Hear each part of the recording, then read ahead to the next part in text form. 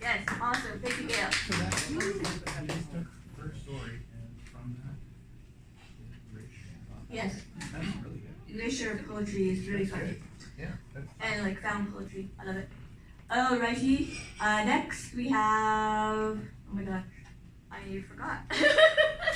Who was next? Oh, okay. I was skipping ahead. Brian Vogler. Hello, Brian.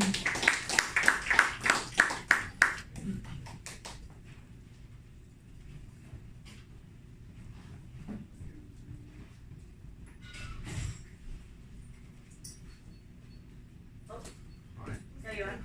I'm here. Are you doing something spooky? No, I'm not. Well, there's the rules. You want me to see it? No. Can you make it spooky? I can't really make this one spooky. This particular one is onward with my stuff about early hockey. Okay, now, do I need the mic or can I just do it without the mic? Well, the Canucks losing last night was kind of scary, so there you go. All right. Okay. This is about New Westminster Royals and World War I and how we lost our entrance into the NHL in the early days. So it's a remembrance day poem. Yeah, that's Okay? better. That's better. All right. Is that better? Yeah. All right. I'll see if I can do this. I probably need 3 hands to do it now. I got my notes, but I'm going to give it a shot here. Okay. Oh, okay. I'll do it that way. So disorganized. It's okay. You're doing great.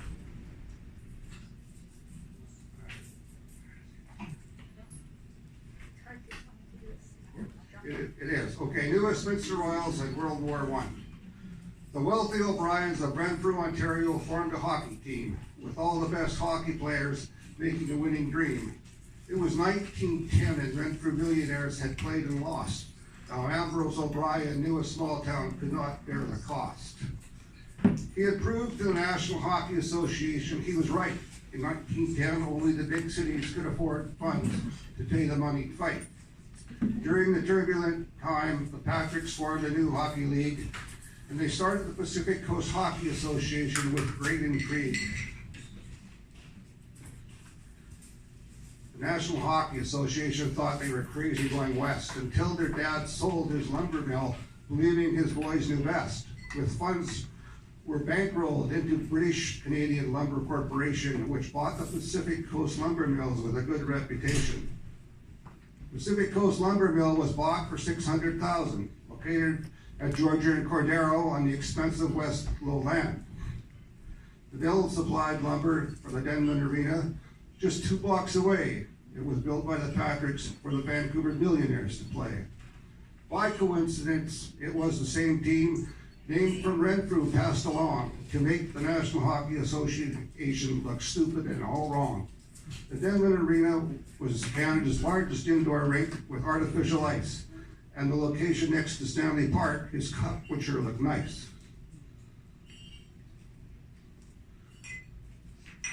Okay, so there was my mouse. The New Westminster Royals played at the Denman,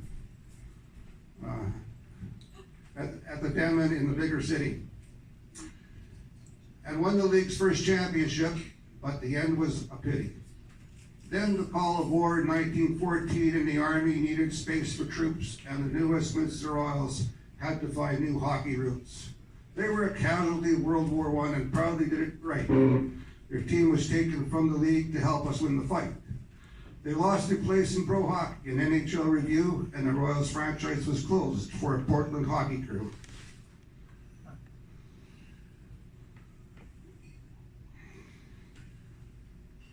After the war, other teams and players were acquired by the NHL. The Vancouver Millionaires and others had won the cup to sell.